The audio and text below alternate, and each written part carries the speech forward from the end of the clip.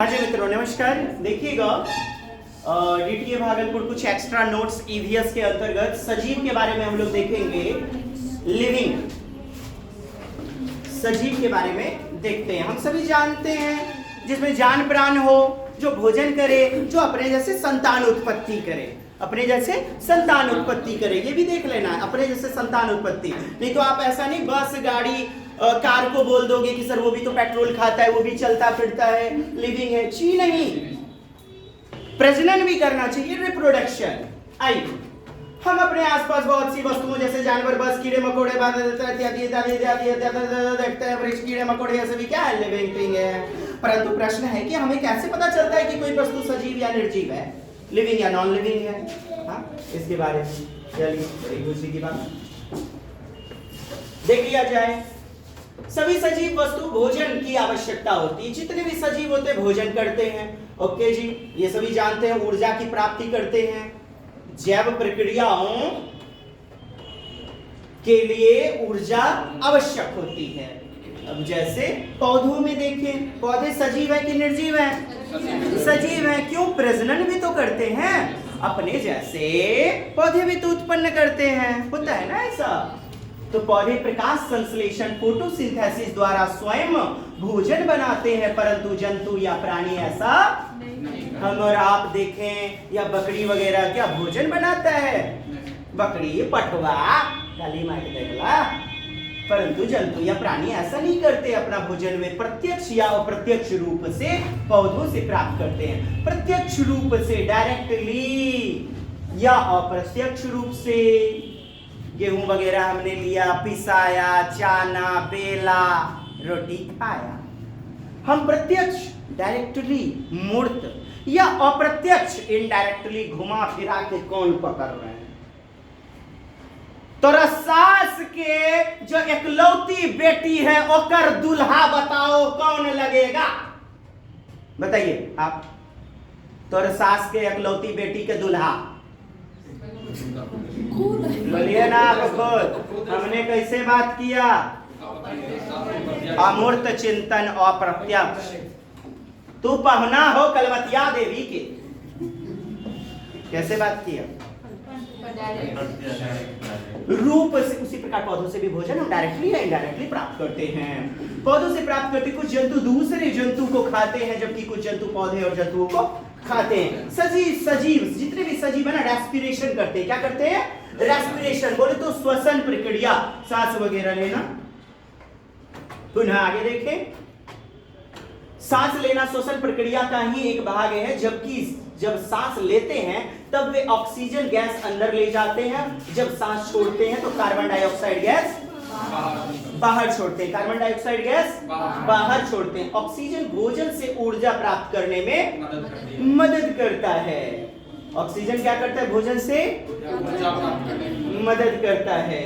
एक वयस्क मनुष्य 1 मिनट में 15 से 18 बार सांस लेता एवं छोड़ता है। इनहेल करता है, एक्सहेल करता है, लेता और छोड़ता है। गैसों के आदान प्रदान, सभी जीवों अलग अलग गैस।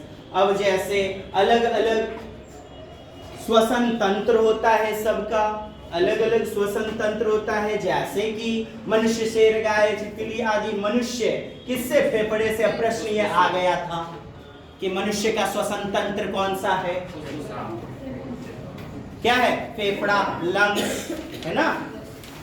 मक्खी, कॉकरोच, अन्य कीट वातक ट्रैकिया से। छोड़िए, इसको हटाइए।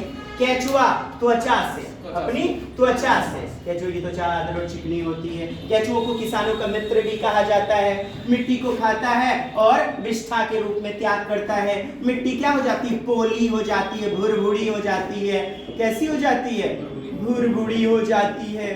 बोले तो उसमें नमी भर जाती है। नमी यानी कि वायु मिली हुई, हवा मिली हुई, रंध्र बन जाते हैं। क्या बन जाते हैं? रंध्र युक्त हो जाती है। रंध्र, छेद, छेद। रंध्र मतलब छेद, छेद। पोर्स, इंग्लिश में क्या बोलेंगे? PORES, pores. मानते हैं ऐसा? मिट्टी को केचुए ने खाया, फिर निकाला तो उसमें हवा भर गई, पानी वगैरह, वह नमी मॉइस्चराइज हो गई। होता है, किसानों का मित्र कहलाएगा। चूहे भी अच्छा सांप, सांप को भी किसानों का मित्र कहेंगे? चूहा वगैरह खा जाता है ना, चूहा वगैरह। लेकिन जब ये प्रश्न आए किसानों का मित्र, किसानों का किसको कहेंगे? ऑप्शन में यदि सांप भी दे दे नहीं जाइएगा, यदि समूह में दे दे तब तो ले सकते हैं आप। चूहा वगैरह गेहूं खेत देखिएगा नीचे से चढ़े उखाड़ देता है, दिखा है आपने? पता नहीं आप लोग प्योर शहरी होंगे, हम तो बोरिया छाप चट्टी वाला सरकारी स्कूल में पढ़े हैं। मैढा फेफड़े और त्वचा से। अब ऑक्टोपस मछली से प्रश्न, गिल्स क्लो, किससे? गिल्स से क्या करती है? सांस लेती है। ओ व्हेल, डॉल्फिन फेफड़े, नासाद्वार, वात छिद्र वगैरह, फेफड़ा याद रखना है। ये जंतु समय समय पर समुद्र से बाहर आते हैं ताकि स्वच्छ वायु ले सके। अब आप देखिएगा मेढक जो होता है, ये जो है ना कौन कौन से समुद्र से बाहर आते हैं? व्हेल आपने देखा होगा, डॉल्फिन देखा होगा, हमेशा रहता है पानी से बाहर क्या? नहीं। क्रोकोडाइल भी देखा होगा आपने? तो क्रोकोडाइल मुझे बताइए हमेशा पानी के बाहर रहता है क्या? मगरमच्छ? तो उभयचर में मेढक होगा सबसे बेहतरीन। क्या होगा? मेढक। और मगरमच्छ तो कुछ समय के लिए पानी से बाहर आता है, डॉल्फिन वगैरह कुछ समय के लिए ताजी हवा लिया, फिर उसके बाद चढ़िया गया। आगे बढ़ते हैं।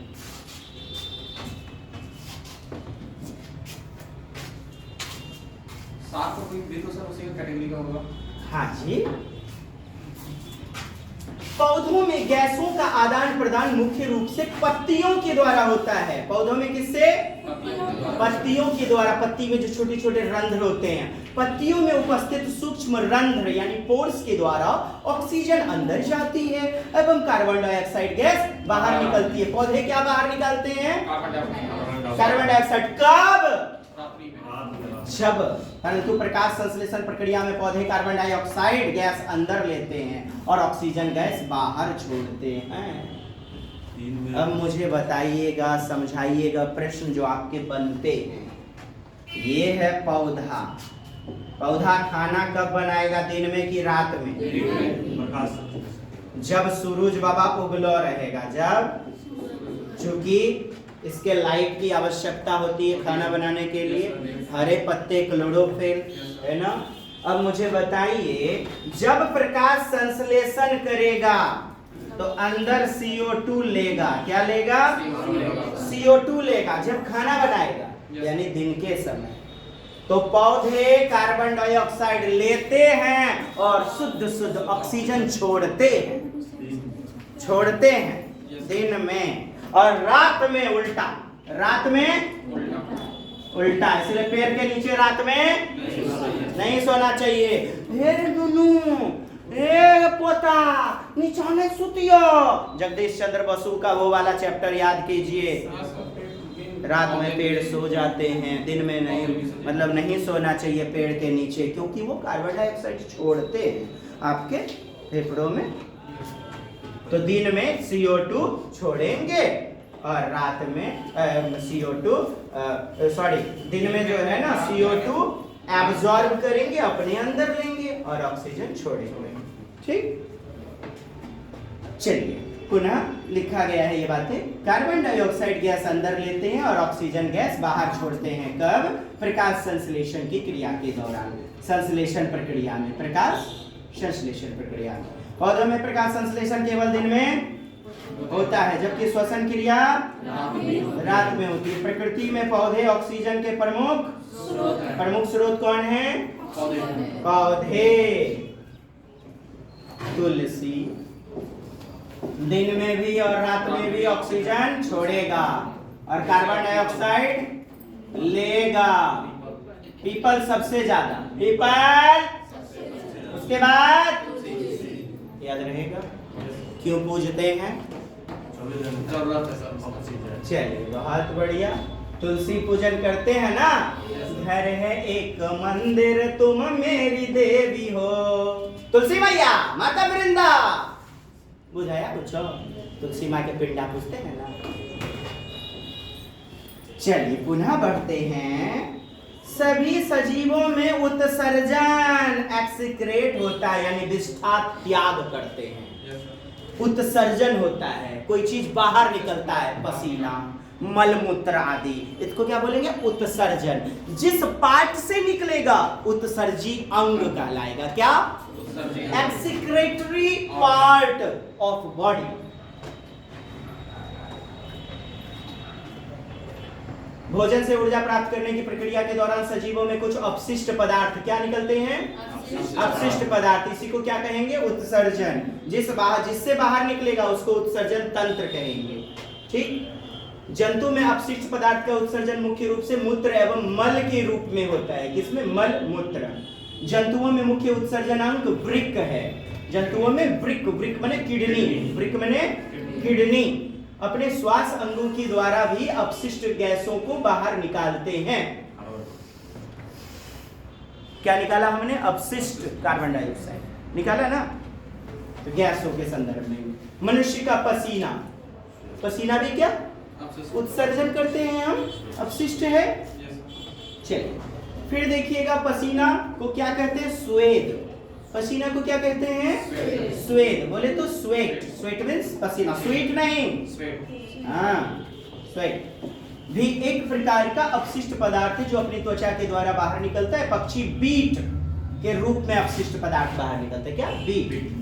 पौधों में भी हानिकारक पदार्थ उत्पन्न होते हैं। पौधे इन अपशिष्ट पदार्थों को या तो स्राव के रूप में माने स्रावित करते हैं। पसीना टाइप का चलता होगा, आपने देखा होगा, रिश्ते रहता है। ये जैसे पेड़ है, पेड़ से कुछ कुछ पानी लिक्विड टाइप का बहते रहता है पसीना।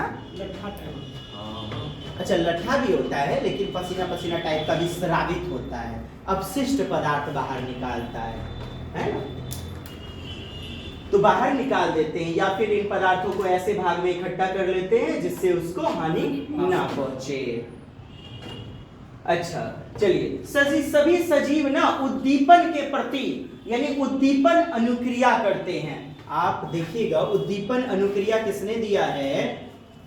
बोलिए, उद्दीपन अनुक्रिया थॉर्नडाइक। उद्दीपन स्टिमुलस, उद्दीपन मतलब बोलिए, हमारे लिए रिजल्ट हमारा उद्दीपन है। मकान मालिक के लिए रेंट उद्दीपक है। एक भूखे प्राणी के लिए भोजन स्टिमुलस है। मैडम, स्टिमुलस क्या है आपके लिए? आपके लिए आप 2-4 दिन से भूखला तो नहीं ना है, अभी भोजन तो आपका उद्दीपक नहीं है।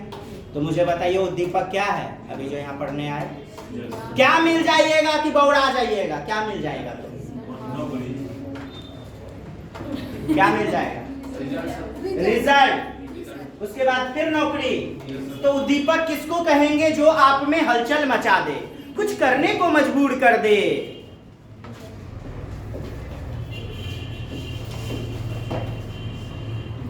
छुई मुई पौधा देखे हैं? छूना उद्दीपक है, छूना। और मुरझा जाना क्रिया है। मुरझा जाना अनुक्रिया, इसी को कहते हैं। बोलिएगा, अनुक्रिया। क्या है? अनुक्रिया।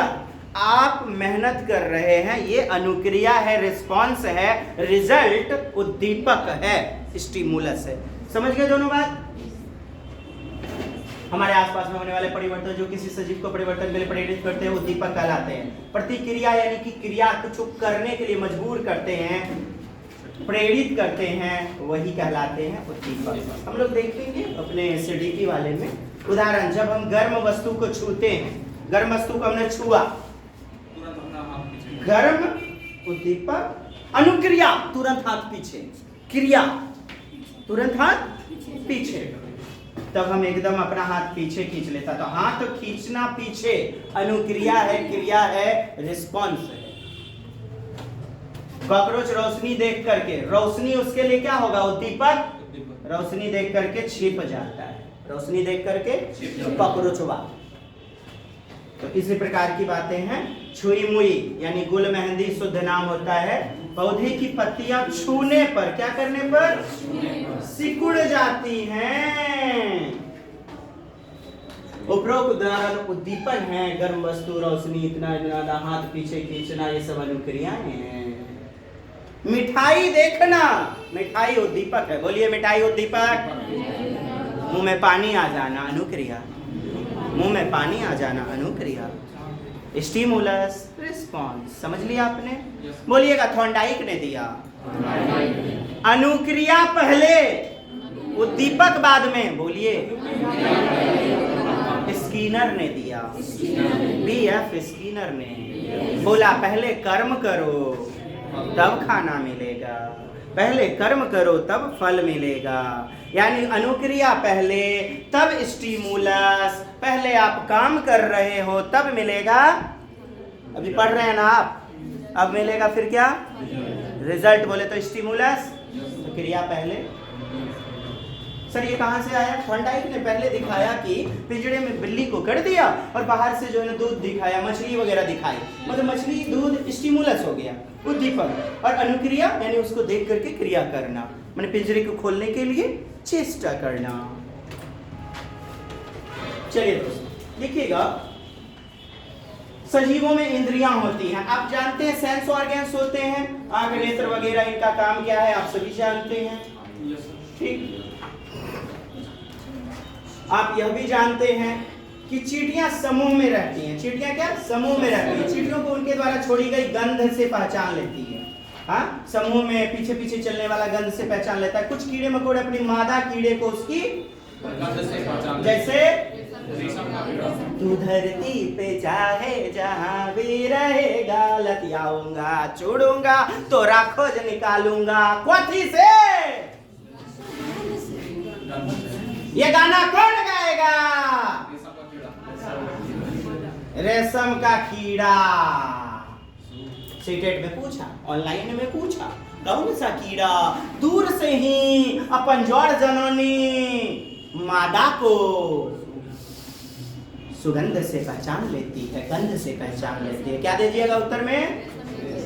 गाना किसके लिए बनाया था? आगे बढ़। कुछ पक्षी जैसे बाज, गिद्ध और चील, जिनकी दृष्टि मनुष्य से 4 गुना, कितना गुना? 4 गुना अपने शिकार को दूर से देखता है। पक्षी एक ही वक्त में 2 अलग अलग चीजों को देख लेता है। सामने यदि पक्षी के रखा हुआ है ना, इसको देखिए, इसको देखिए, देखिए तो मैडम, एक ही आंख से देख पा रहे हैं ना, इसको देखिए तो। लेकिन पक्षी ए आंख से ए अगरा देख लो, ए आंखों से एकरा देख लेता हूं, एगो उधर एगो उधर, आंखों की पुतली स्थिर रहती है ना, दोनों तरफ। और जब उधर का वस्तु देखना है तो पक्षी को गर्दन मोड़ना पड़ेगा। लेकिन हम लोग देखो ना, तो हम लोग की पुतली घूमती है, उनकी स्थिर होती है। पक्षी एक ही वक्त में 2 अलग अलग चीजों को देख सकते क्योंकि इनके सिर के दोनों तरफ आंखें, किनके सिर के दोनों तरफ आंखें होती हैं? बर्ड्स, पक्षी। परंतु इनके आंखों की पुतली घूम नहीं सकती, इसीलिए ये अपने गर्दन को घुमाकर अपने आसपास देखते हैं। परंतु उल्लू की आंखें चेहरे के सामने होती हैं। उल्लू अपनी गर्दन को पूरा का पूरा घुमा सकता है पीछे की तरफ।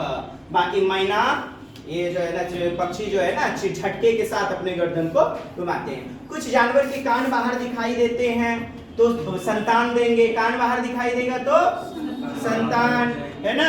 जैसे मुझे देखिए, जैसे सत्यम भाई को देखिए, दिख रहे हैं, कान बाहर है, त्वचा पर बाल है, तो संतान। कुछ तो एक्सेप्शन भी होता है ना आपको। हाँ, तो कान बाहर दिखाई देते हैं, परंतु कुछ के नहीं। हाथी अपने कान से सुनने के लिए अलावा हाथ हवा भी कर सकता है। कुछ बातें आपको एनसीईआरटी वाली, है ना, पढ़ाया भी था हमने। अच्छा, कान बाहर दिखाई देते, चलिए ठीक है। सांप सुन नहीं सकता परंतु जमीन पर वाइब्रेशन को महसूस करता है। मच्छर हमारे शरीर की गंध एवं तलवे की गर्मी से हमें अंधेरे में भी, और इसलिए डरते हैं। जे जितना मरला हवा, रोगी हवा, ठकसा हवा, मतलब बीमार, शरीर गर्माहट, ओकरा उतने मच्छर काटेगा। क्योंकि प्रजनन के लिए मादा केवल काटती है। क्या काटती है? खाली जोड़ जननी वाला गो मादा, नर वाला मच्छर नहीं। पता नहीं ओरिजिनल जिंदगी में कितना होता है ना, मारिया का नहीं होता है, गलती सैंडल उंडल कुछ जानवर अपने मलमूत्र की गंध के द्वारा अपने क्षेत्र को पहचान लेते हैं। अच्छा यहाँ पर आप याद रख लीजिए, मलेरिया एनाफिलीज मच्छर, बोलिएगा मलेरिया मादा एनाफिलीज, नर नहीं काटता है वो। बोलिए डेंगू एडीज मच्छर, एंडीज मच्छर, कौन सा मच्छर? डेंगू एंडीज मच्छर, ठीक है। डेंगू वगैरह आपको काटा तो दूसरे को भी वो मच्छर काट सकता है ना, तो वो संक्रामक होगा, कॉन्टेजियस। क्या होगा? संक्रामक। किसी को हैजा फैल गया, आप में भी फैल सकता है, संक्रामक। मधुमेह डायबिटीज, मधुमेह डायबिटीज संक्रामक नहीं है, मधुमेह डायबिटीज संक्रामक नहीं है। पूछा जाता है ना आपसे, संक्रामक कौन निम्नलिखित में नहीं है।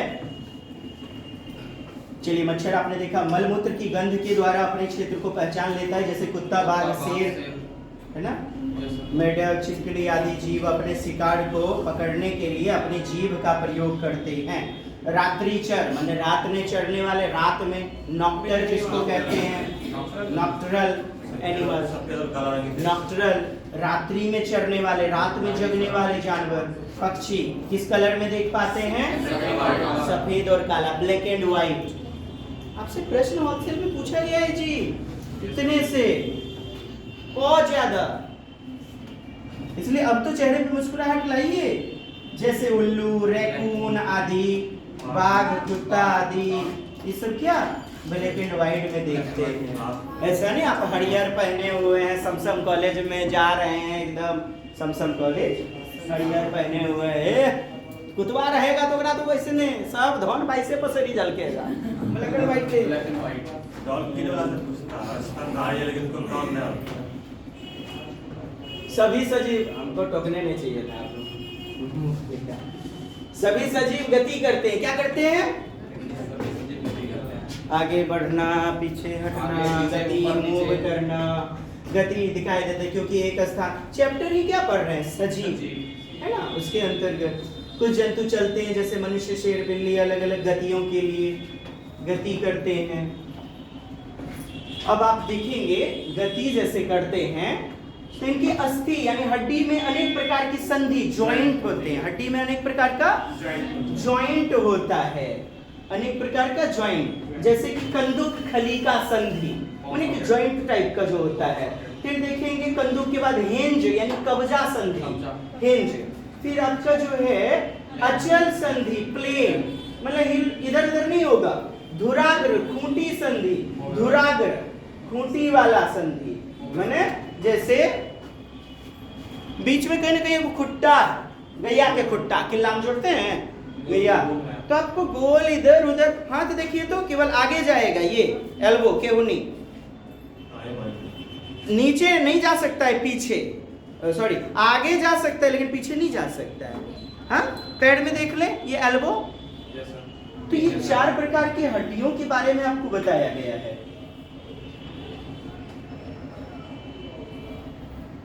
चार प्रकार की हड्डियां, और इसे हम लोग बेहतरीन ढंग से देखेंगे अगली नेक्स्ट कक्षा में देखेंगे। और फिलहाल तो इसको हम लोग यहीं पर रहने देते हैं। चलिए दोस्त, जय हिंद, जय भारत, वंदे मातरम। बाकी ये हड्डियों के बारे में देख लें, यहाँ से 1-2 प्रश्न बने हुए हैं, और 6 to 8 वाले तो बिल्कुल अलर्ट रहेंगे। धन्यवाद।